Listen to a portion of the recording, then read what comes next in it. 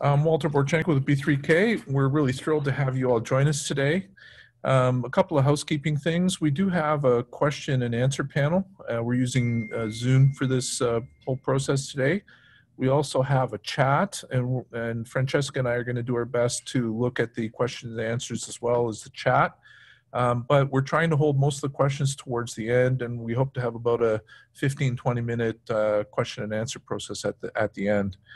So I'd like to welcome everybody, and under the circumstances, we've had some unusual things happening in the world. I think all of us who are photographers, we find the passion and the creative process a very important part, and yet I've heard from many of you about how travel has stopped and we don't know when the next chance is going to be to go out and do something. And it's times like this that you start to appreciate how important that creative process is for us as photographers. That creative process is something that goes very deep. As passionate photographers, we find something unusual in the everyday. We find something creative where others just see something everybody seems to forget exists. And when we as photographers achieve something special, it's usually the simplest and the most powerful that we create from that. As a photographer, I think Steve Friedman embodies this idea that we take the mundane and turn it into something dramatic at the highest possible level. So without any more from myself, I'd like to turn it over to Steve. Thank you, Walter. So to start with, I wanted to thank Walter and B3K, and I wanted to thank Francesca and Wayne from Phase 1 for putting this together, and of course the Evans Gallery in Canmore that is currently having a show of my work that is up on the walls, but the gallery is closed from the outside but open on the inside, if I can say that. And I have a little video that Betty, the gallery manager, has put together that I'll show at the end of my talk. So I have about 100 photos to show, and I wanted to talk about essentially the effort that goes into my work and the years of work that's taken to get some of these images. And I'll talk about the process and how I see these images, because they're not so easy to see. I always say to people that shooting this sort of photography, you have to have a certain eye for it and develop that eye over time. It's just not over time. It's taken me years to hone the skill of finding these images, and it really is a skill. It's not like going to a viewpoint and standing there with 100 other photographers and shooting what everyone else shoots. These are images I have found over the years, and I have been successful at selling these images as large prints. We have over 100 images in corporate collections currently, so it really, I think as a photographer, that's quite a success. So let me get going here. So just a little bit of an introduction I just gave. I wanted to tell you how I got started. I found a camera in the Gatineau Park hiking about 30 years ago at a viewpoint, and I called the ranger and I asked the ranger, if anyone wants this camera, I have it. Here's the serial number, and no one ever called for the camera, and I sort of kept it, put it up on the shelf, and I met my wife and we started hiking together. And it was really about the hiking. It was about the solitude of hiking in the wilderness. We'd go to an area and then I'd want to do every hike in the park. And I would take this little Minolta X7A camera, little film camera, and I would start shooting. And I remember taking the film into Walmarts across the US Southwest. That was our first trip. And getting the film back, and I was getting so excited. It was like Christmas every time I got the slides back. And it was really about the hiking, documenting the hiking. And then it turned into being about the landscape. And it was the excitement of showing people where we had been and showing people the light that we had seen and capturing that with a camera. It wasn't really until I started to print that I got this idea of doing larger prints, and the excitement wasn't there until I started to do the print. And I've always been about shooting to print. I never shoot just to shoot it. I always think that I want that, and do I want that on my wall, and do I want that now on a client's wall? And it's been a sort of a process to get to that point. But I find I've been writing these articles for a magazine called Medium Format. I call it Shoot to Print. And it's the idea of everything I do is going to be the print. And it's a different way of of shooting. I don't shoot thinking I want a JPEG for Instagram.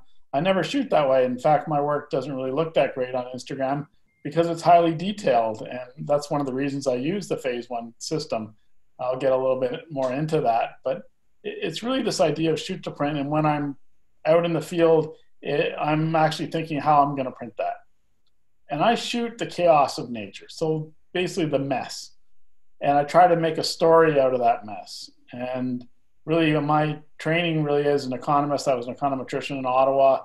And I would get a lot of data and I have to tell a story with that data. And that's the same thing I do now with my camera is I go into the wilderness and I try to fight through the chaos to find an image that sings. And so let me get into some of those images. This was the first image I shot with a digital camera. It was a Canon 1DS camera.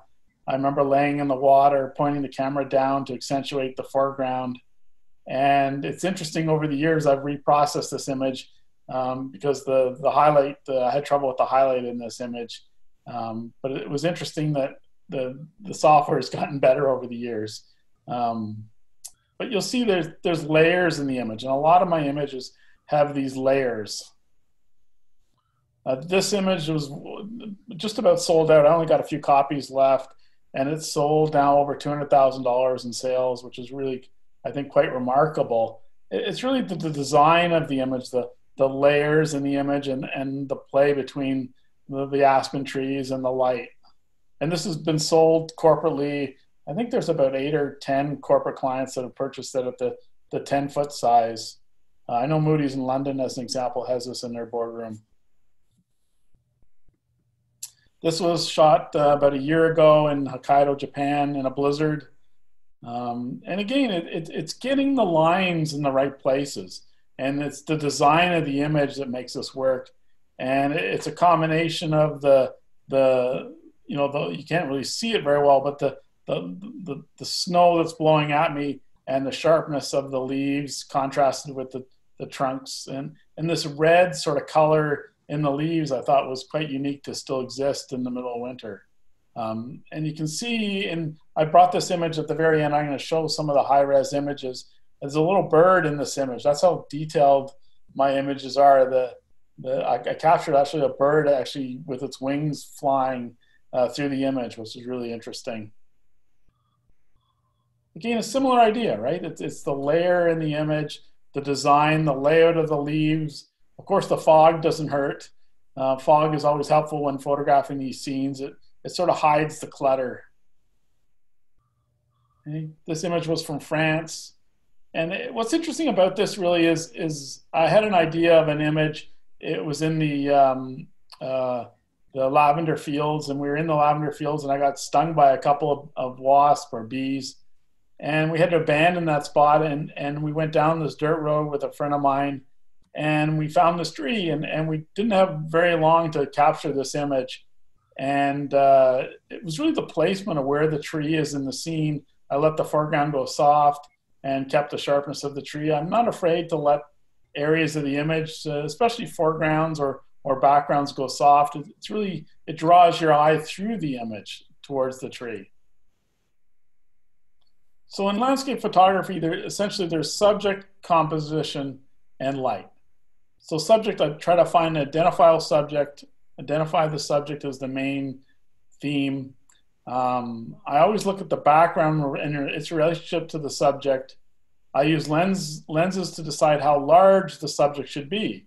So if I use a wide angle lens, then my foreground needs to be interesting, because that's essentially what I'm going to do with that wide angle lens. Look, if I'm using a phase one Schneider 35mm lens, it's the foreground that I need to emphasize.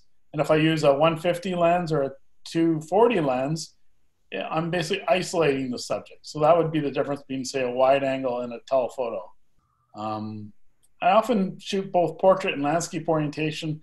I find my work, when it's sold, I often get the question, oh, do you have that as a portrait instead of a landscape? And I usually do. I usually try to shoot it both ways. Usually one is better than the other, and it's really, I'll have both so I can meet that need. I don't crop my images, so they're all full frame.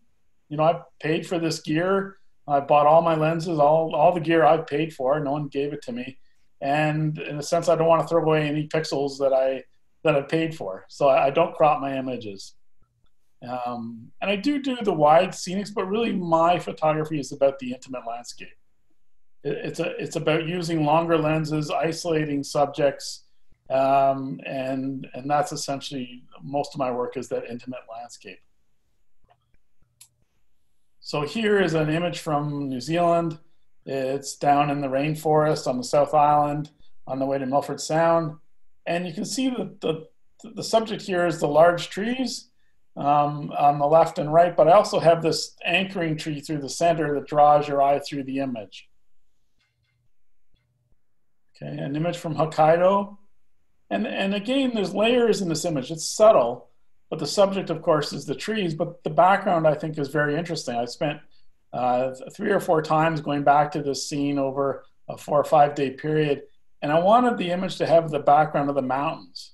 I felt the images that I have where it was just a white background, the trees floated against the snow, but it didn't have as much interest as that layer of mountains in the background. And when I come to a scene, I always think to myself, well, what light do I need to make that image work? Or what conditions do I need to make that image work? I'm always asking myself these questions. Okay, this is up in the Yukon above the Arctic Circle.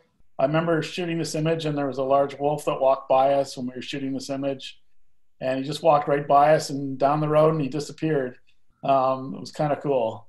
Really you got to be careful up in the Yukon. There's a lot of grizzly bears and wildlife. So this was interesting. It's how I place the main subject, right? The main subject are these trees, and the one almost dead center, but not dead center, it was my focus point, and I laid everything else around that.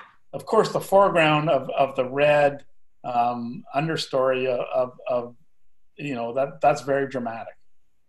I always say reds and yellows are my favorite colors, and they sell generally very well for me. And this image, it was over a 10-year period. It took 3 trips out east to get this image. And I remember looking at, originally I was shooting film, and I was got my images back, and the branch on the bottom left had moved in the slide. And so I went back about 3 or 4 years later, and the scene basically was stripped of leaves. And then I went back 5 or 6 years later after that, and I finally got the image. This was shot with a Phase 1 camera, and it was a stitched image. And you can see it was interesting looking at the image over the years as the trees had grown up quite a bit from basically when I started to when I finished. And it's the color in the foreground, but it's also the background that's interesting here, right? The background of the steel colored rock and a bit of fog in the background makes this image stand forward. The trees stand forward in the front. Okay, this is a little island off Tasmania. We flew into this island, and I remember flying from Tasmania to this island called Flinders. And I remember getting in the plane, and my wife asked the pilot if, are you going to talk about it? He basically jumped in the seat and started flying off. And my wife said, well, what about the safety stuff? And he just laughed. He said, well, I'm not going to tell you where the life preservers are, because if we go down, you want to die quickly. There's so many sharks in this water. And then he just basically turned away and he drove off. So it was kind of funny. But here, the main subject is these round rocks. But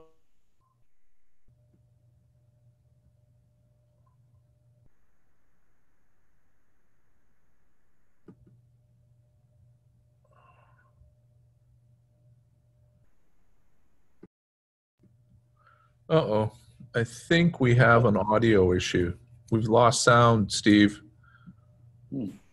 Okay, you're back. Say something there. I think you're back.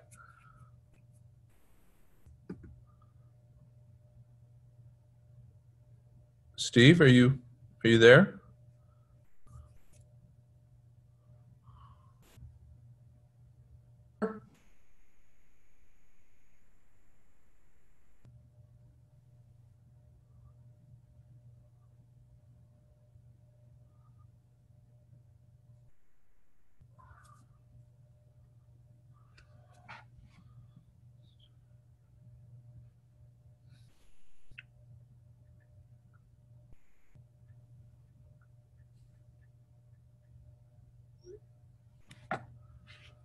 All right. Is it working now? Oh, you're back. There you Okay. go. Sorry about that. This image was an image of a dogwood tree. Of course, the subject's the dogwood. And I waited about 8 days to get this image for the fog to roll in. So I'd go every day in the early morning and throughout the morning, because usually fog would arrive in this forest in the morning.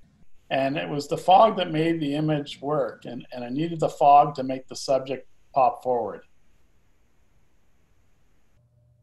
Okay. This is another image from the Northeast, maple trees. And this was just at dusk where the light gave this sort of magenta cast as the sun was setting. Okay, this is an image from Hokkaido in Japan. And again, it was capturing the image.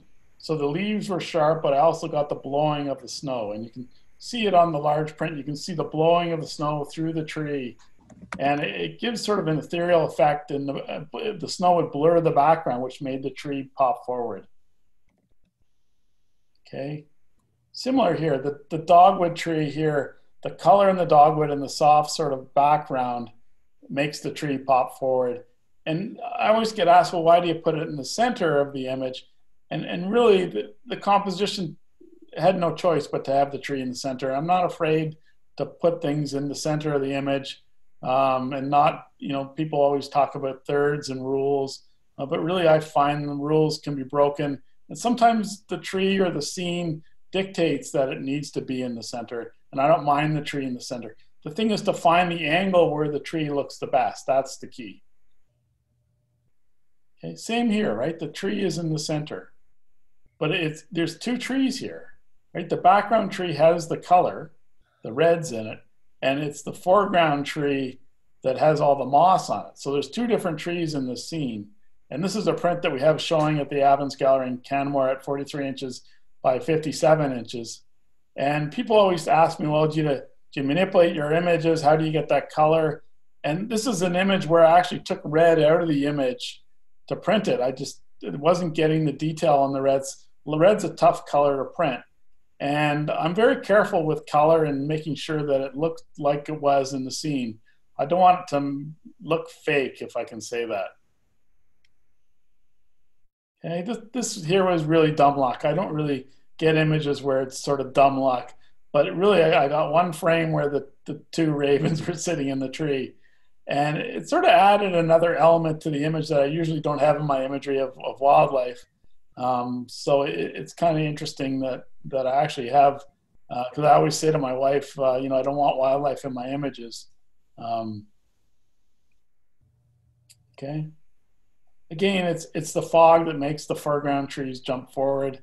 It's the pattern in the Ys, right? You can see there's different Ys of these eucalyptus trees from Australia. And this took about 3 or 4 days of shooting. The first day I was set up, and it was when I was using a view camera, a panoramic camera, and I had I saw the fog and I saw the image. I'd pre-scouted the image, and we went that morning, and I was all set up. And as I was focusing on this glass plate, the fog started to run away, and it ran down the hill. So I ran down the hill after it, and it just disappeared on me. And I waited and waited, and it never came back that day. And so I went the next 3 or 4 mornings. I went back to the same spot and waited, and then I got the fog, and it was a great shot.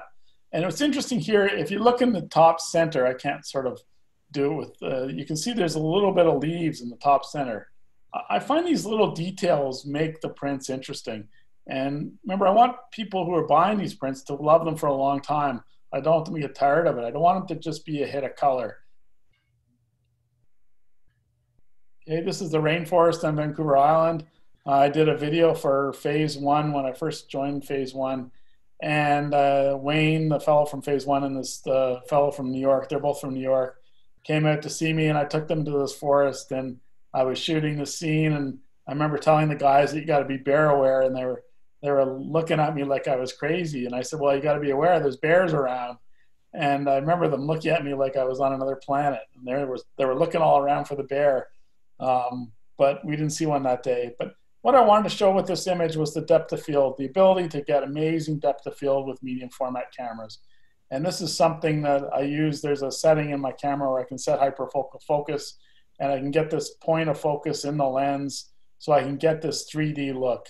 But really, I'm wandering around the forest trying to find this image, and I needed to get high, so I had to get up on a mound. It was actually a bunch of dead trees, and stand on this mound to get the viewpoint, so the ferns had this sort of feeling like I was in the air. And it was amazing. In the big print, you can see I printed the.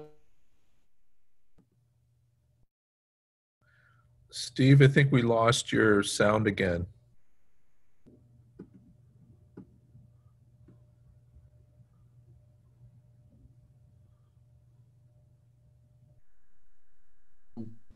Is it having trouble, Walter? Okay, it's back. There you are. You're good. I'm not sure why we're cutting out. I'll keep going. So Good. I thought with this image about what to do with the composition. The subject obviously was the main tree. This is a black walnut, and it was the colorful background of autumn. But I struggled with the foreground of the white, the frost. It was a frosty morning, and there was hoarfrost on the whole mountainside and the tree. And I debated whether I'd include the bottom part of the white or not. And I think it grounds it by including it, and it sort of adds to the scene. I did shoot it both ways, but I preferred this way. And some people say, well, you could just crop it. But like I mentioned, I won't crop my images. I either got it right or I'll go back to get it another year. Yeah, this is a famous tree in New Zealand. So I've been to this spot 4 times, and some goofball has now cut off a big limb on this tree just about a month ago or 3 weeks ago, and they've destroyed the tree, which is very sad. But I remember going there, this is before Instagram, and there was no one there. So I went and there was no one there, and then I went again and there was no one there, and then the third time I went, there were a few people there, and the last time there was over 100 people there, to give you a sense for it. And then I said, that's it, I'm not photographing that tree anymore. I won't do that. There's no point. But I remember going here, and there was, at dawn, this tree would have birds in the tree. And my wife would bring bread, and she'd put the bread in the water to get all the birds out of the tree. So, my wife, Joni, really helps me at times to try to make the shot. This is the same tree, different year, at sunset. Beautiful scene, long exposure, beautiful light. And both images have sold. The first one has been more popular. I try not to show this image so much anymore because it is something that's being well photographed now. But when I photographed it, like I said, there was no one there.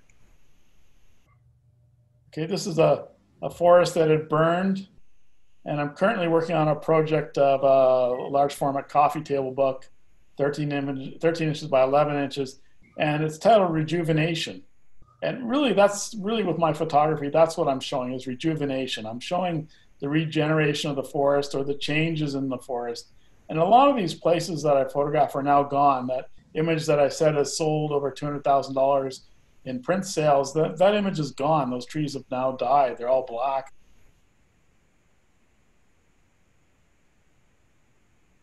Steve, I think we've lost your audio again. Are you, Steve? Different feeling. There you go. You're back. Your audio had just gone. You're back. Okay, so this was the original image, and this was the image that I essentially got after many visits, and getting the fog was really fortunate. Okay, this is the same area.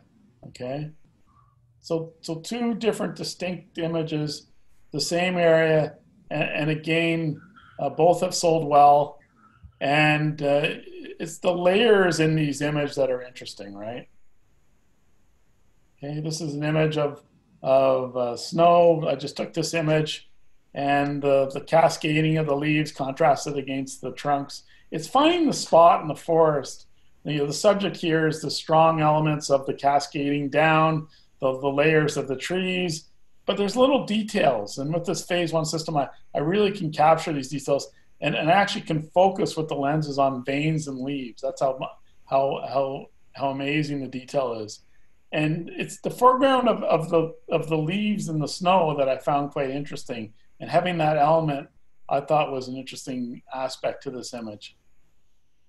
Hey, this image has an interesting story. Aspen trees. I was shooting a big film camera, a panoramic camera. I remember my wife having to hold onto my belt so I wouldn't go down the cliff. So I had one. It was a 1 minute exposure, and I remember having a grad to knock down the sky, and essentially I had to hold onto the tripod and the camera and the release button at the same time, and she held onto me. And this is sold well, this format of the panoramic vertical. Okay, this was an image I took in Acadia National Park. It was just before I did a workshop for phase one.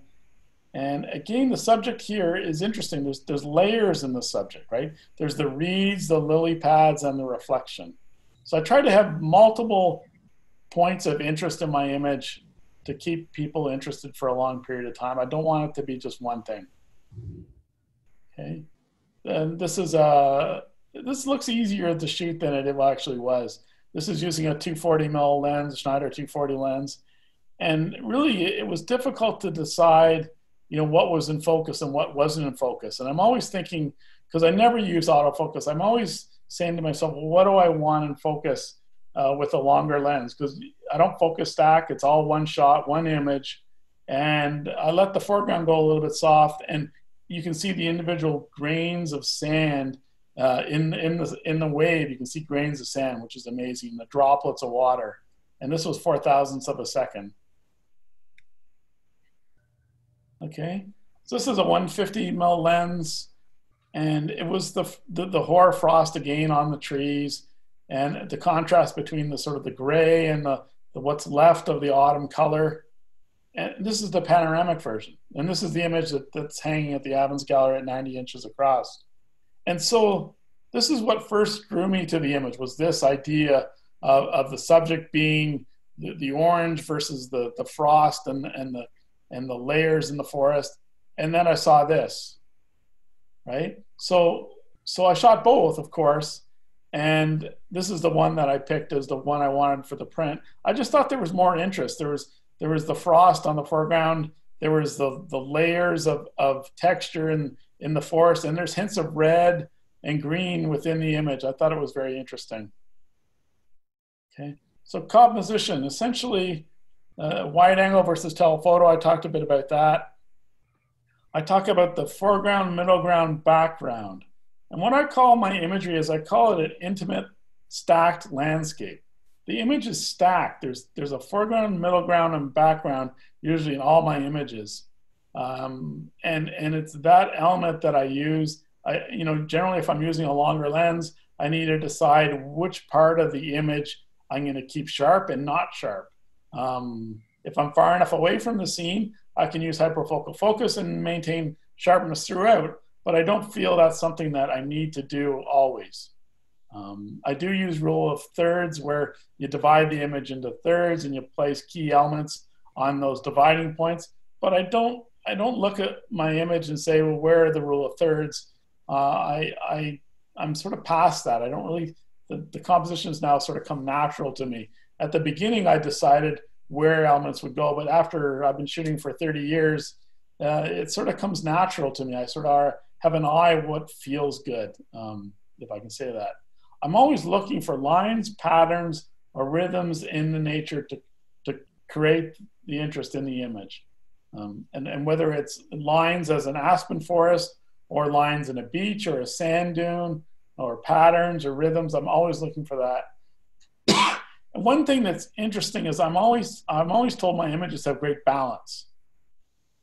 And that's something that I find people, they when they're photographing, that they lack balance in their images. They have like something really strong in one part of the image, but they don't have anything to help maintain that strong sense of that one subject. And I'll talk about that in the images I'm going to show coming up. I tend to remove distracting elements and void mergers and uncluttered the image. And my wife Joni and I have spent hours plucking grass, moving twigs, because I don't want to Photoshop it. That's not really what I want to do. So I generally remove them by hand, or I essentially change my composition to make it work. I prefer not to Photoshop. And I've often used complementary colors. So I really like yellow and blue. So a yellow leaves against sort of a blue background are really complementary colors. And it really makes the yellow pop. Depth of field is something that I'm big in my photographs. People always ask me how I get the depth of field. And really it's through hyperfocal focus. And once you learn how to set this point, and like I said, I can set it in my Phase 1 XF camera. I can set the hyperfocal point anytime I want it. I can press a button for each lens. And Walter, if you're a Phase 1 user, he can help set it up for you. But really, it's an amazing feature that I have. And I don't feel there's any rules. I think that people get hung up by, not putting things as, if the subject needs to be in the center, put it in the center. I mentioned this earlier. If there's a reason to put it left or right, you just make sure that there's a reason why you want it and the image has good balance. Okay, so this is Tasmania, and I found this area on the east coast of Tasmania, and Tasmania was an amazing place to shoot, but really it was a little bit frustrating. I got over 100 leeches on me one day, and my wife ended up plucking them off me. And then I looked at her, and they're all crawling up her neck on her jacket to get at her. And really, having 100 leeches on you, like it really not a fun scene. But it had amazing beaches, amazing scenery. The trees were difficult in Tasmania, but I always say to people, if you haven't shot and gone to Tasmania, it should be on your list as a landscape photographer. The East Coast has amazing lichen on the rocks. And these images have actually sold really well for me. I had a job in Melbourne, and we sold, I think it was 13 10-foot prints from these shoots. There's 2 shoots. And there's 2 images from these beach areas that I'm going to show. So this was the panoramic and the non-panoramic, different days, different light. Same area, right? Same area, but definitely different feeling to them. This one's 100-second exposure. I have the leading lines. You see the leading lines in this one, leading to the center and the blurred water with the long exposure. But again, this one has more of a lateral feeling, where this one has the feeling of walking through it. Okay, different feelings and different reasons for people to buy them. Okay, again, the leading lines, right? This big sand dunes from Death Valley. And you notice a lot of times I don't emphasize the sky. I'm not a big sky guy. I don't shoot sunsets generally. I have a few sunsets I'll show, but I don't shoot sunsets. They don't sell, to be honest. They don't sell as fine art prints. People get into sunsets, and you go on the internet and everyone's photography, it all looks the same. It looks all sunsets. I call it goofy photography. I want my photography to be more than just a sunset. I always say to someone, take away the sunset and what do you got? Is your composition still strong? Is there a strong subject? Is there great light, or is it just about a sunset? Okay. I remember shooting this. I got the 35mm lens, Schneider lens from Phase 1. And I remember zooming in on this image, and I could see at 100%, I could see grains of sand with this lens. It's just an amazing lens. And I now have the 45mm lens as well. And, both of these lenses, when I purchased them, I like to test them out. I never, get a lens and not test the lenses. Maybe Walter goes crazy when I'm testing them, but I want everything to be pin sharp, and it should be pin sharp throughout the image. I remember when I shot Canon glass and I'd get my images back and there'd be soft areas. I never feel that way with the Phase 1 glass. Okay. Again, I'm emphasizing the subject, a wide angle lens, right? Just like same idea, right? It's the same idea, wide angle lens, and there's interest throughout the image, the middle ground, the background, right? The middle ground and background. And of course, the interesting thing here is this is that little island between Tasmania and Australia, Flinders, and it was the cascading of light across the lichen that really was interesting in this scene. Okay, this is a wide angle lens in a forest. This is the 55mm lens. Okay, so I needed to include those foreground leaves, and I actually stopped down to f22 and to include those foreground leaves to try to get them as sharp as I could. And I wanted the background to be sharp. So I dialed in hyperfocal focus for the lens, and I waited for no wind and to get those foreground leaves, because it sort of has a pathway through the image. This was Hokkaido, Japan. I remember freezing my butt off shooting this. My wife wouldn't go outside. Hokkaido, we got temperatures down to it was about minus 28 before wind chill. My hands were frozen. It's not the easiest place to shoot, and I'm being celiac. I don't eat gluten, and I lost about 10 or 15 pounds on each of these shoots. So if you're gluten free, go to Japan and you'll lose a lot of weight. Um, it's a tough place to shoot. It's very cold. This is a somewhat popular spot, but I wanted essentially the feeling of the water, the movement in the water, and the three elements. I like to have three strong elements if I'm going to show three. Odd numbers are always better. And you see there's the frozen rock on the left, the center rock, and the rock on the right. And when you zoom in on this image, this was I think it was the 55 mil lens. You can see on the far right, you can see actually the detail in those trees on that far right mountain. Okay, this is using a 240 lens. Okay, I often use the 240, the 150, and the 110 lens. Those are my go-to lenses. And what I do with these lenses, I'm isolating subjects. So I'm picking a piece of the image out of the scene. And here, using a 240 lens, I don't have a lot of depth of field. It's sort of the physics of the lens. And it was very windy. It took me a long time to get this image. And I remember shooting it and trying to get a sharp image. It was really difficult. Now I'm using the IQ 4150 back, and I have about another stop or two stops of light that I can basically push, the exposure so I can do shorter time exposures. Back when I was shooting this image, I was really fighting to get it sharp. And it's the contrast of the subject of the strong white trees against the yellow background and the intermingling of the fir trees. And I don't need a lot of depth of field here. I just need the front elements to be sharp. You don't want to miss a front element to not be sharp, because on a large print that would be very apparent. And I remember going back the next day thinking I'd get calmer weather, and that night the trees were all stripped. So those yellow at the top were all gone. All the leaves were stripped off. So it was good I spent the time to get the image. Okay, again, a long lens, right? I use the long lens often. Isolating this tree and the interesting layers of the branches in this tree and the pine cones against the autumn background. Okay.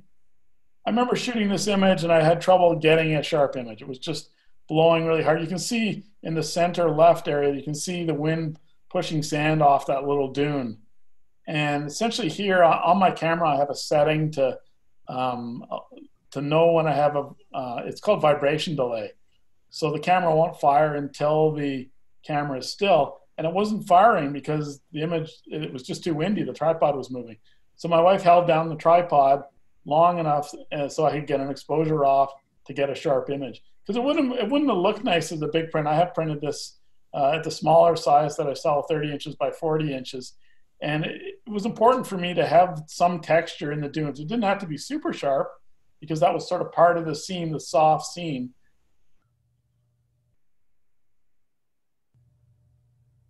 Steve, I think we've lost you audio there, audio-wise. Just give it a second. And are you coming back? I wonder why it's not picking up. You're back. Okay, you're back. Okay. So this is an image where I used the 240 lens again, and I was isolating these sunflowers against the background. It was a real struggle. I got far enough away that I essentially could have the depth of field where I could get sharpness from the front to sort of the middle 2/3 through the image. The background images, the background sunflowers didn't matter to me, but it was hard to find a spot where it didn't look like clutter. You know, this image doesn't look like clutter. Essentially, there's a pattern to the lay of the sunflowers. And that took a while walking up and down, trying to find the spot where it worked. Okay, this is up in the Yukon. Again, this is our campsite, and the grizzly bears roam around in that area down below where the fog is. And again, I have three elements here, of course, right? I have the foreground, the strong foreground with the bearberry and the center ground of the spruce trees. and then the background of the fog. So again, 3 elements. Okay, aspen images are always interesting at first light or end of day. You get this glow in the forest, and they end up, if you shoot them correctly, you can get the glow to give you a 3D look. And this image really has a 3D sort of look to it. Okay, and here again, it's the background, right? Without this background of red rock in Zion National Park, contrasted against the winter oak trees, you wouldn't be able to have this image work. And what I liked about this image was the feeling that the trees had. It sort of looked like people dancing, and they sort of have a movement to them. Okay, so this is an image I just took, and here was the foreground which attracted me. It was the foreground of the leaves with the fallen trees that I found drew your eye into the image. Okay, really cluttered, right? These are really cluttered scenes, and to find the sort of spot where it comes together, you got to move around. Sometimes I actually move the camera just inches or centimeters to just little bits to make trees not overlap and have the trees actually look like something, right? I'm looking for a pattern. Okay, bright colored maples against birch trees. Okay, this is my favorite aspen image. And again, this is another aspen image where the trees have passed away or died. The foreground ones are blackened now and falling over. It's the center, sort of on the center left, you can see a little green evergreen. It was very important to the composition, I felt, to have that image. It added a sense of interest to the image. And this light only occurred for about a minute or two a day. I remember hiking up a little bit of a cliff and perched on the cliff, had the tripod down the cliff. And my wife would yell at me when the light started getting in the forest, because the light is coming right at me. And it lights the foreground, sort of the background leaves, and then it goes into the forest and the foreground gets lit. And I only have about a minute or two before the sun's in my face and I'm moving along to my next spot. Okay, so this was an image I just shot in the Appalachian forest. This is autumn color, and I might not get back to these forests. I might not shoot again till hopefully autumn, I guess, if the world continues in the chaos that we're in. Okay, same forest, right? This one I got in the year before. This was this year's. This was the year before. This has sold well for me. And this has been sold over 30 feet to give you a sense for it. And in the 30-foot image, the lady who sold this image for me, she sent me a picture, and I can see the veins in the leaves to give you a sense for the detail of the image. Okay, these are fun, right? Both of these are fun images. And basically it's an eddy in a river, and this is a shorter exposure, this is the longer exposure, right? But there's 3 or 4 elements in the image that make it work. It's not just one thing. See, the image with the leaves at the bottom of the pond, or the river, sorry, they're sharp because they're not moving. The ones on the top of the eddy are moving with a longer exposure, and I tried different times of the exposure to make the different patterns. And of course, the image with the leaves on the top left, those are the leaves that haven't moved. Okay, this is a 150 lens, and I'm isolating they're called tulip trees actually, against the maple trees, the splashes of maple, the splashes of color in the forest, and this was the vertical of it. So this is the image actually that Betty from the Evans Gallery ordered at 30 by 90 inches. It's at the gallery, and again, it's that vertical panoramic that I look for and that people find interesting. That not a lot of people have vertical panoramas at this size that they can put in their homes. And it's interesting how they fit in homes. It actually does fit in many places in a home. Okay, the light. I feel the light is the most important factor in what I do. And I'm always scouting during the day if there's bad light and trying to figure out where the best light might come from, whether it's morning or afternoon, or whether I need to think, do I need overcast light? I'm always asking myself that question. A lot of times because I've spent, I have 15 years of autumns in the aspen forest. I've photographed them from the Yukon all the way down to New Mexico. And, I have a feeling now where the light will be and what light I need because I've spent so much time photographing these trees. So there's the types of light, I call it magic light, which is that sunset light or sunrise light, overcast light, which is the light I tend to prefer. I like that sort of soft light that I get with an overcast day or fog. Dramatic storm light is always powerful. And it's something that I try to use if it's available. I never think that there's a snowstorm coming or there's a rainstorm coming. I'm going to go get a pizza or end the day. I always think that that's the best time of day to be out in the field shooting and experiencing it. And sometimes I'll just sit there. I'll sit watching the light and just figuring out what I want to do before I make my photograph. And I think a lot of people that go out and they shoot machine gun fire. They're just shooting a whole bunch of shots thinking that one of them will turn out. I don't shoot that way. I am very methodical, I guess, because I come from a film background that I have that process. I used to shoot film and, it was $4 or $5 a shot. And I would think, well, do I really want that shot? And I always ask myself that question, do I really want that image? And that's how I shoot. And I still shoot that way. A direction of light, front lighting, side light, backlight, reflected light, and spotlighting. I use all of these and I'll demonstrate why these are interesting. Okay, so this is 2 images.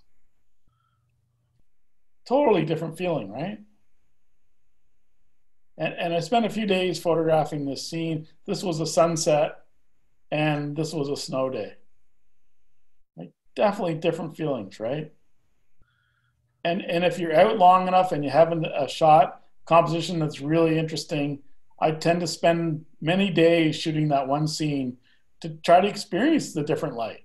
I don't think I have it. I got it, I'm moving on. I don't think that way. I always think, well, maybe I can get a different light and give a different feeling. Okay, this is sunset in a forest. Not so easy to shoot. This was a shot with film. So I'm actually holding dynamic range, with a sunset in a forest with white trees. Pretty amazing, really. And I know this was just sold. The Evans Gallery just sold this one at 69 inches. This has been popular, this image. Okay, this is a sunset. So this is in New Zealand on the South Island. It was my second time photographing this scene. And I figured out at sunset that the sun would set behind me and light these trees up at sunset. It didn't last very long, but it would light up these trees. And it's an amazing, once it was lit up, I was just so excited because you can see the light in the tree just lighting up all these individual branches. It was really special. Okay, so these 2 images, the same scene, different years, different focal length. Okay, this is later in the season. This is earlier in the season, right? And the same tree, but see the different size of the tree based on the lens I chose gives a different feeling, right? Okay, this is stormlight. My wife was sleeping in the car. She missed this whole thing. So she asked me why I was so excited when I came back to the car. I said, wow, you missed the whole thing. Okay, so this is in the daylight on sand dunes. It doesn't last long, but you're in the spot and then you sit and wait. I found the spot and I just waited for the light. Okay, soft, overcast, snowy conditions with fog. Okay, same thing, right? Different feelings. So essentially, when I've used a long lens for this image. And the light here was a sunset behind me, or sort of in front of me. And I didn't want it to be about the sunset. I didn't want it to be about glory light. I wanted it just to be about the laying of the way the trees are against the snow. Okay, this is shot with film. This is a 2-minute exposure. This is a long time ago in Patagonia. This is before the herds of people now travel to this area. I remember photographing this tree. I spent 8 days photographing this tree. The day I got this image, we hiked up to the base of those towers and we hiked back. My wife was ready to kill me because I told her we got double time or I'm going to miss the sunset. And I remember one of the nights I was standing out shooting this tree and a puma came out and stood by that tree and he was stalking me. I guess he knew I was coming because I spent 8 days standing there. And he just stood there for about 5 minutes looking at me. I yelled at my wife to do something, and she yelled, "What do you want me to do?" I said, "Well, honk the horn, distract him or something." But then he just walked away. And, these are the moments where this image isn't a top seller, but the experience of the whole scene and being there and the puma, the story, that's really what my photography is. And hopefully that comes across when people see the big prints. Okay, another sunset image, right? Dramatic light. This is New Zealand. They get crazy light in New Zealand. Okay, another crazy light situation. Long exposure. I didn't want it to be about the sunset. So that, this is a film image. I toned down the sunset. I didn't want it to be about the sunset. The rainbow doesn't hurt, but I wanted it to be about the texture and the composition and not the sunset. Okay, this is the rainbow. I remember photographing in the aspen forest, and I saw the rainbow, and I told my wife, "Well, let's hike back to the car."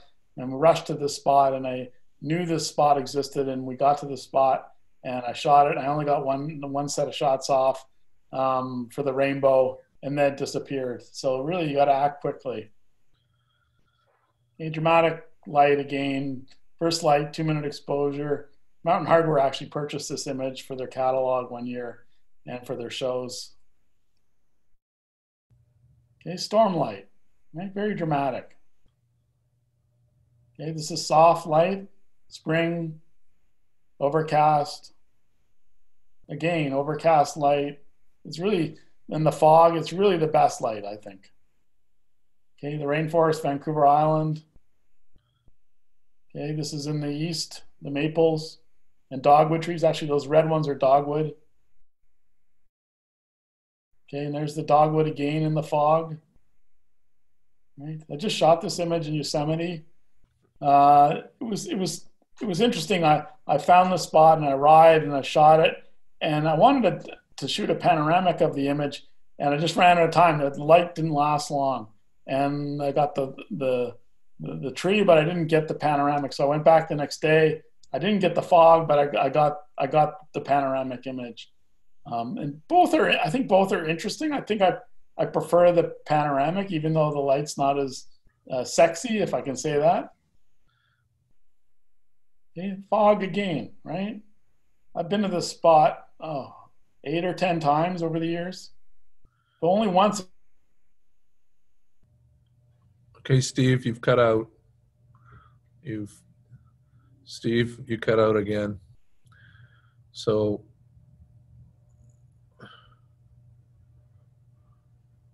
hey, Steve? Overpowered this scene. Steve, you cut out there for a second. We missed most of the commentary in the previous scene. Sorry. So this is an image I shot over eight or 9 years, and it was only once that I got the fog. And really, the fog makes the tree come forward, right? It separates the background. The background blurs with the tree, and it was the fog that made the tree jump forward. Okay, so this image I shot, and essentially, if I didn't have the snow falling and the fog, I wouldn't have been able to make this image. It was the background that was disturbing to the image. It made the front trees compete with the background.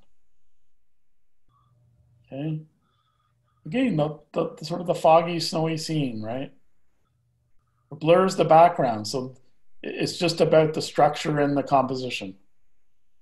People like this image. It's interesting. I had this idea before I left of shooting dogwoods against the river, and what would happen in Yosemite is the cliff sides would light up at sunset and reflect in the river.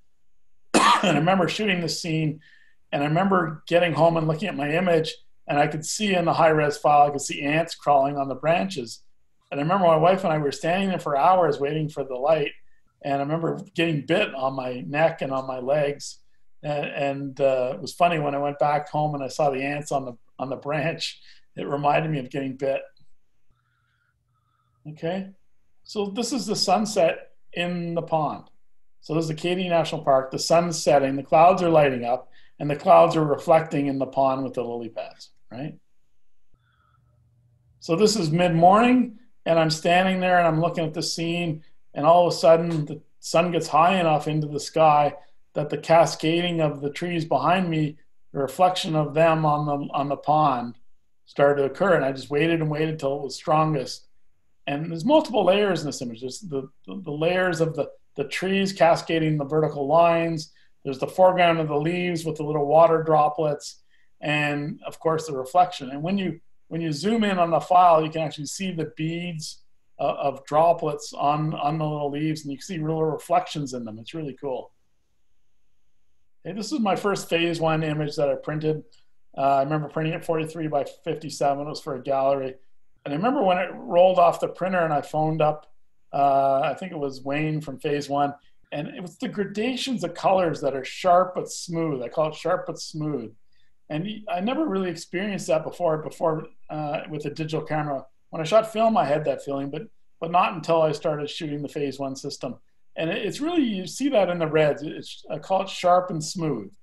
And it's really interesting, I think. And here it's the light of the glow of the forest within this pond, and then the layers of the leaves and the reflection. It's really special.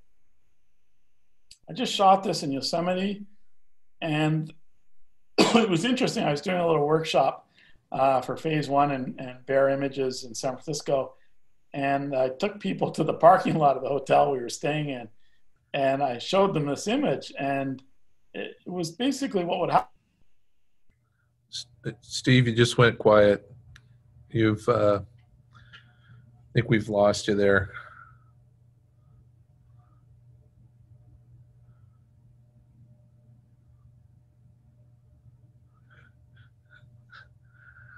Walter, can you hear me now? Oh, there, you're back. You're back. Okay. All right, good. I stopped. I You're can good. tell when you're waving. All right. So essentially, this image was in a parking lot, which I know the participants thought was pretty funny, and they're all from the local area. And they must have gone past this parking lot a million times and not seen this image. And I thought it was interesting the way it's really about the light, right? It's that blue morning light, you know, that complementary color against the leaves, and the pattern of the trunks of the trees against the leaves, and then the background in Yosemite. But it was the blue light that I liked. Okay, this is Yosemite as well. I remember shooting this, and my wife had to hold an umbrella. She was about 10 or 15 yards in front of me with an umbrella, trying to knock down the sun so it didn't get into my lens. And this is just the sunrise and the glow of this tree. It's been a well-photographed tree in Yosemite. It's in the main meadow. It's all about the light, right? I love this image. This is the dogwood and maple trees and eucalyptus trees in fog. And I spent many, many, many days at this scene trying to get the fog to blur the background. And again, it's the blue light, right? And these are two images, right? Same scene. Okay. Very different feelings, right? In this image, the vertical, remember, I don't crop the images, right? It was done on purpose. This one, I didn't like the vertical branch about at the top that sort of had an angle to it. So I preferred this composition, but this one feels more open. So it sort of has sort of good things going for each one, and then a couple of things that I don't like. But I think still beautiful scenes. And really, it's the blue light that I want to emphasize in these images. Okay, again, the blue light, right? Okay, this is a snow scene. Okay, so that was what I first saw when I walked up to the scene. And then when I started thinking about it and stepping away from the image, I saw this scene. Right? Very different. I think I prefer this one. I think it's stronger. This one feels like the subject isn't strong enough and the focus isn't strong enough on the main tree. Okay, landscape photography tips. I always like to tell a story. And when I'm shooting, I always feel emotion and excitement. Okay. And I always move around to find a unique composition. I always say we just planted a 15-foot maple in our garden, and we rotated the tree around and around, trying to find the best side of the tree that showed, you know, it's like shooting a portrait of a person. You know, the tree is the same. You basically got to find the angle of the tree that makes the tree look good. and you move around. You just hike around and you find the spot. Um, I tend to not chase magic light anymore. The sunset light, I tend to prefer expressive light. I always, you see in my images, I'm always using weather, snow or fog to create mood in my images. And I find bring energy to your photos with long exposures. Long exposures can blur water or clouds and adds another element. And essentially I've purchased the 35, 45, 55, 80, 110, 150, and 240 lens. And I carry all but one lens. My wife carries the one lens for me now.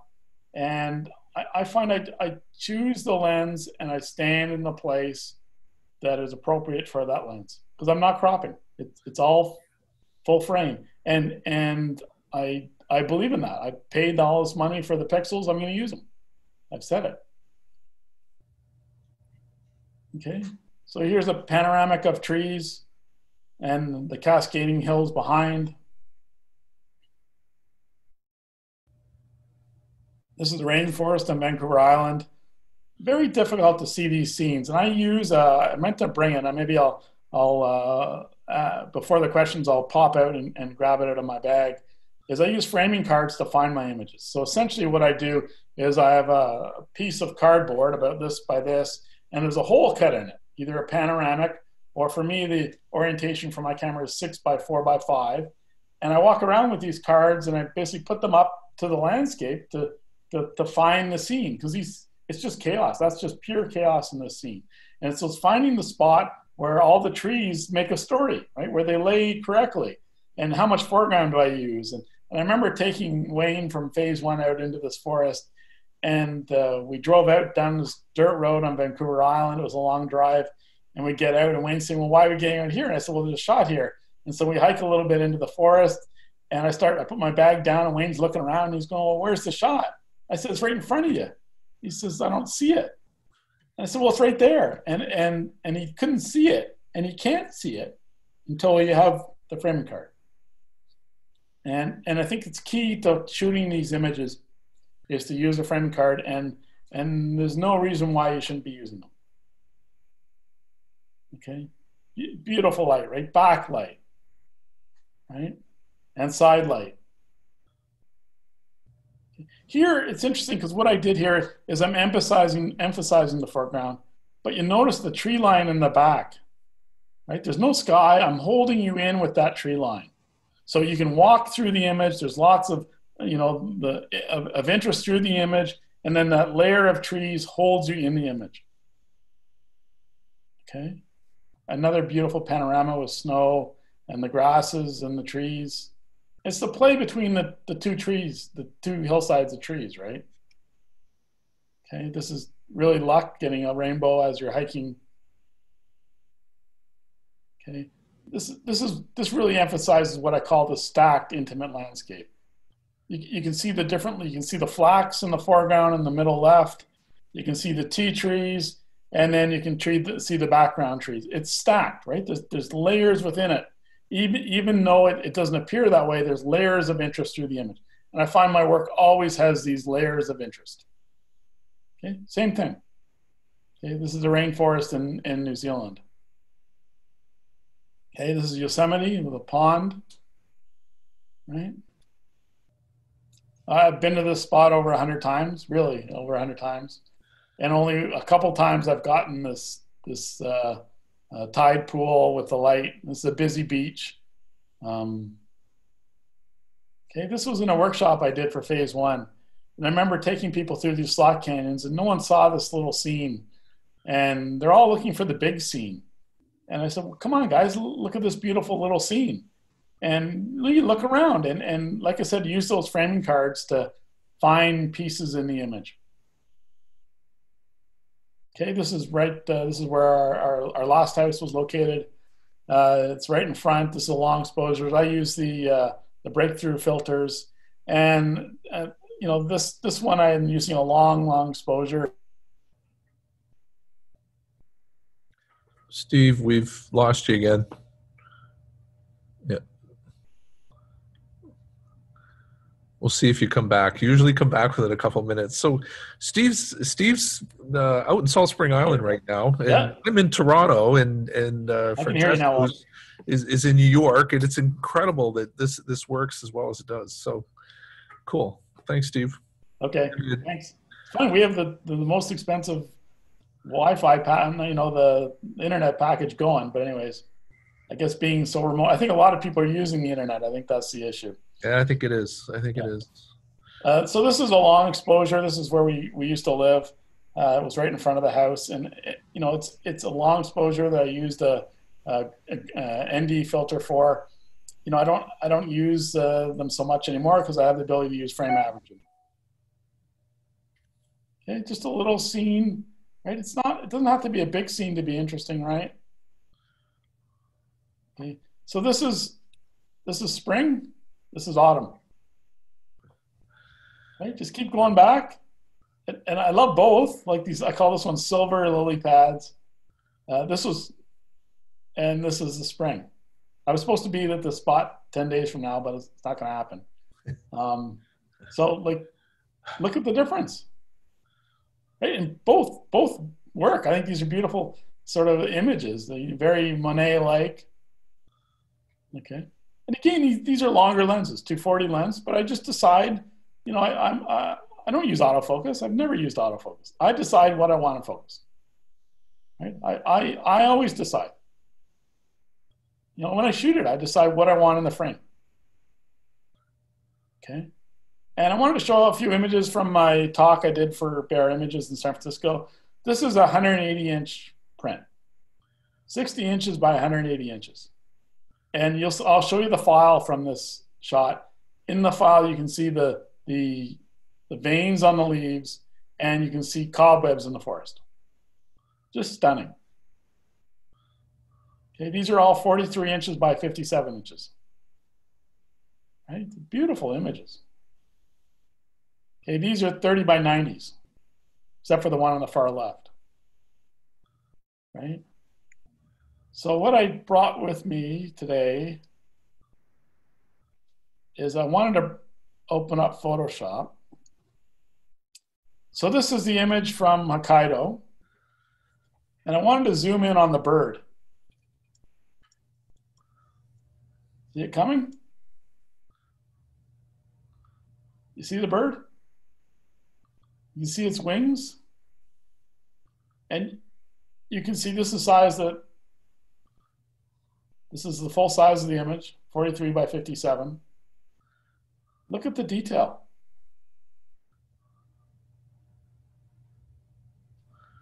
Right? And then I have the yellow maple image. So again, I'm going to zoom in. And I want you to see the detail on the leaves. This is just amazing to me. Look how sharp and smooth the image is. And look at the veins in the leaves. See the veins? Remember, this was printed 180 inches. Okay? So I think there it is. There's the cobweb. Can you see that? I think it's just astounding when you look at, if you haven't experienced these files. I don't want to be a big sales pitch, but really it is amazing to see the level of detail that I get. It's exciting. I get quite excited when I see the files. And then the last thing I want to show before the questions is I have a little video that Betty from the Avons Gallery put together of the show.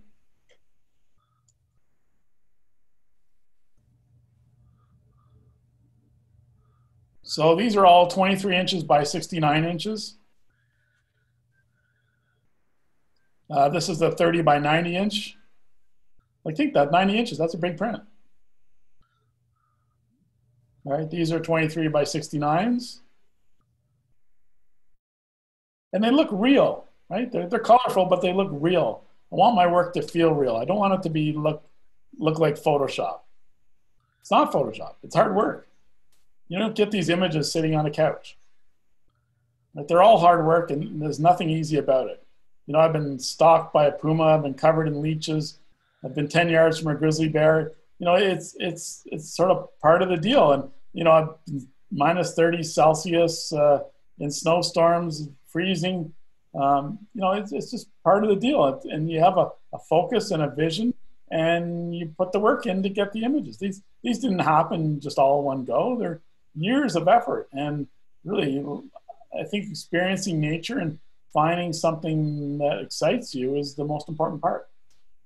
You know, Steve, like, I think when I started the introduction, I kind of said that you take us into a different place, and you know, this is pretty incredible. I think we need to move to some questions. Can I grab the framing cards for a second? Can I? Yep. You want to see those or no? Sorry? You want me to grab the framing card or no? Yes, actually, if you want to grab the framing card, Okay, we've for those of you who haven't seen Steve's work, I highly recommend you see some of his work in some of the galleries that he's represented in. In person, these images are just absolutely stunning. And, you know, he takes the subject matter, he takes primarily, if you want to look at it as trees, and he's explored them to an unbelievable depth. In a funny way, when we produce art, I truly believe we start to research things on a wild level, and Steve has done that with an exceptional level of refinement. Okay, Steve. Here's the non-panoramic framing card. So essentially what I can do is I can, there's a telephoto and there's a wide angle when it's closer to me, right? And so I have the 645 format, which is the full frame from my sensor, versus the panoramic, 1:3. That's typically what I sell, the 1:3 panoramic format. And again, you can't find these images without honing your eye for 20 years like I've been doing, or using these. And I still use these. And don't be embarrassed by walking around with these. Steve, I have a lot of questions here, multiple questions about how you do your panoramas, because you say you don't crop your images. Yeah, essentially, the panoramas now, it used to be, I shot a Horseman 617 film camera. And they were essentially, I had Schneider glass, I had 3 lenses, 180, the 72, and 110, and they were film. And I shot using that camera. And now, of course, to get the panoramic format, I could either crop or I stitch. And to get the larger files, you stitch. But I always know exactly what I wanted because I have the frame of the 1:3. Right. So you use the frame as a reference to what to stitch. Cropped, but, you know, and I get files that are in the 5 gigabyte range, and you see by the imagery, they're you know, I want them to feel real. I want them to feel like you were there, and I don't Photoshop the images where I'm adding a whole bunch of color, or I'm adding skies, or, you know, I see people's work where they drop in a moon and skies, and they use focus stacking. I never use any of that.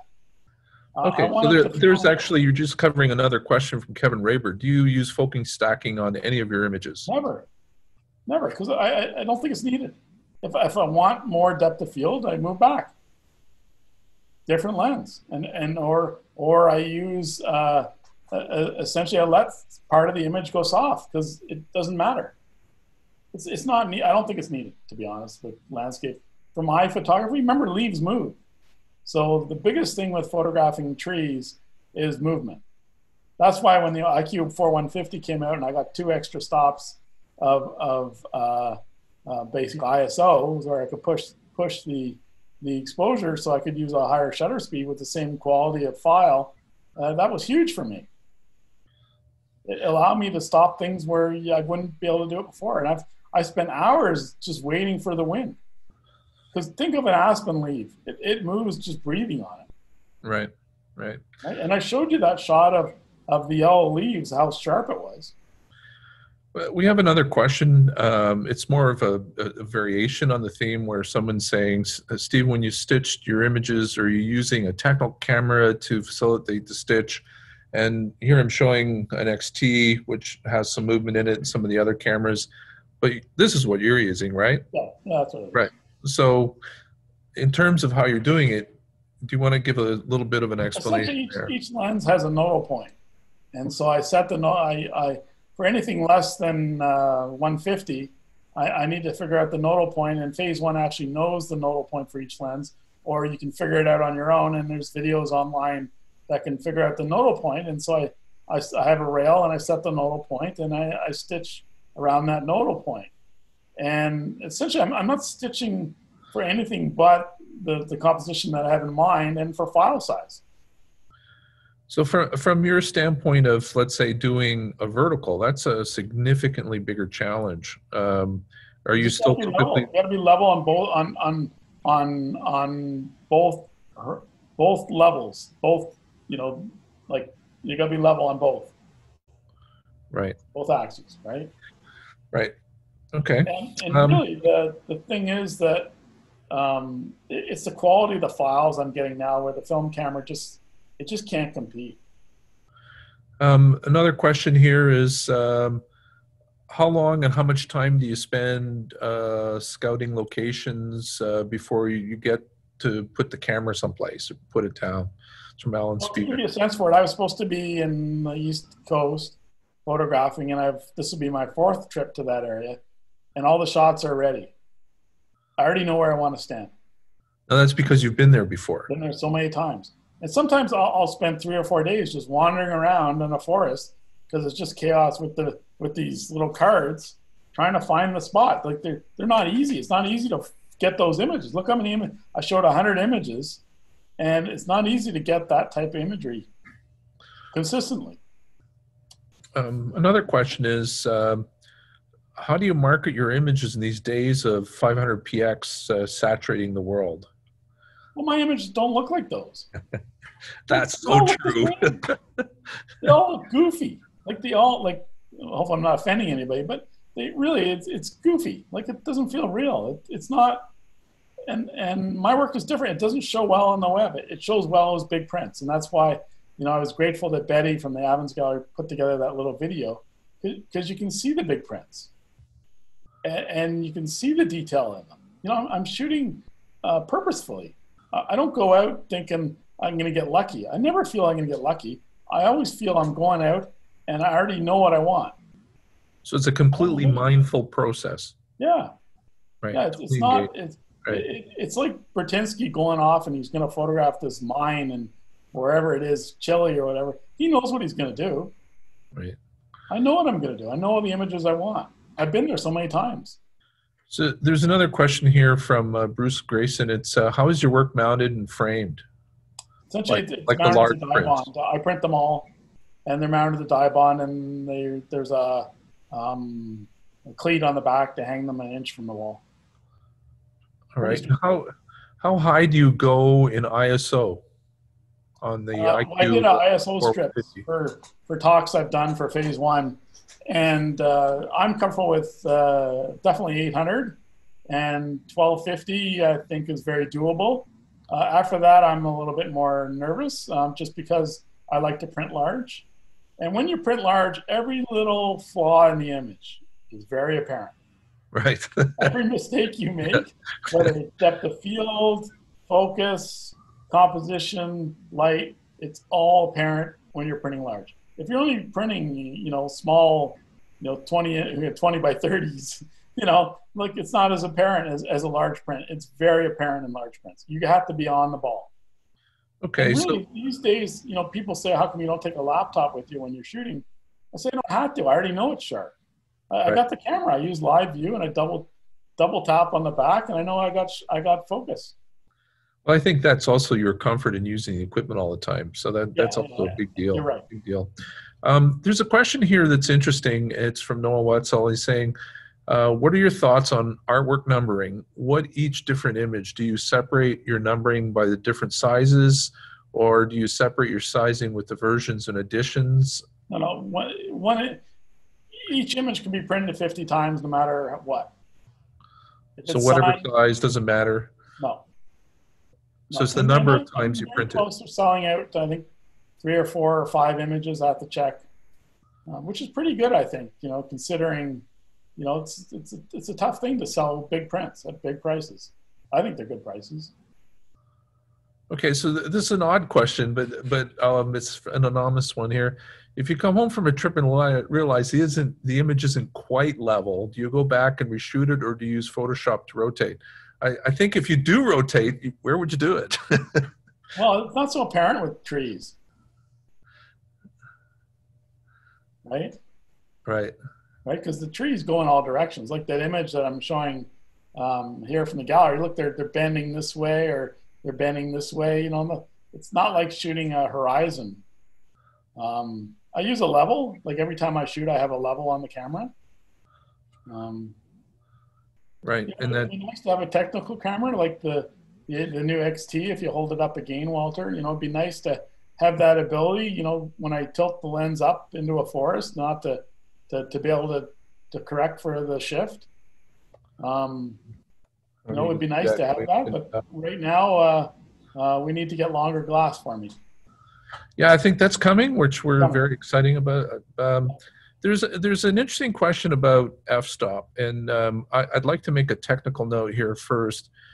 Capture One, for those of you who haven't tried it, has an absolutely remarkable tool. It's a diffraction correction in the optical correction. I find with a lot of the view camera work that I do, I can save 2 stops worth of diffraction and really push an image sometimes. But the question is, if you don't focus stack, what f-stop do you typically use? Well, I've often used, if I have to use 16 or 22, I will to get a foreground leaf to be sharp. I'm not so worried about it. There's diffraction correction in Capture One, so I can use that. But essentially, my go-to f-stop is 13 or 16. And if I have to use 22, I don't fret about it because, you know, I'd rather get the image than not get the image. You know, I think this is an opportunity for me to throw a challenge out there, and that is, you know, we rent this stuff, we make it available for people to try it out. If you've not experienced this, the sharpness of this, you know, even at f22 is sharper than a lot of products are at the optimal aperture. So kind of a big deal there. We have another question here. I understand that you're going to the same place and a few times while scouting. How do you even learn about some of these places, or how did you find them? Well, Um, the internet, of course, right? You know, the internet, you can go online and search for images. I may not see, you know, I'm not going to see the trees that I want to photograph, but I'll get a sense for what type of trees are in that area, right? So, you know, I have a sense for the lay of the land. Like I knew Hokkaido, there's enough photographers to go to Hokkaido. I got a sense for it. And essentially my first trip there, I don't think was as well done as my second trip. My second trip, I got images that were unique, mine, and it wasn't images that were known. And so, it so takes from time. that standpoint, when you're going to a brand new location you've never been to, you do some research ahead of time to try and figure out what's there, Yeah, of course. and then it's all about coming back.